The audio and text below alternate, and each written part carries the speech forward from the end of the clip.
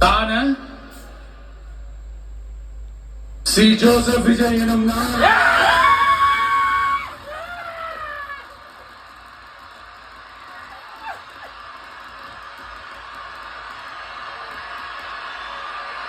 சட்டப்படி அமைக்கப்பெற்ற இந்திய அரசியல் அமைப்பின்பால்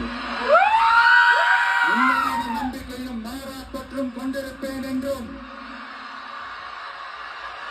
இந்திய நாட்டின் ஒப்பில்லாத முழு முதல் ஆட்சியையும் ஒருமையையும் நிலை நிறுத்துவேன் என்றும் தமிழ்நாட்டு அரசின் முதலமைச்சராக உண்மையாகவும் உளச்சான்றின்படியும் என் கடமைகளை நிறைவேற்றுவேன் என்றும் அரசியல் அமைப்பிற்கும் சட்டத்திற்கும் இணங்க அச்சமும் ஒருதலை சார்பும் இன்றி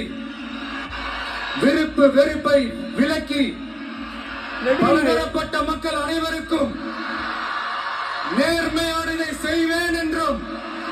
ஆண்டவன் மீது ஆணையிட்டு உறுதிமொழிகிறேன்.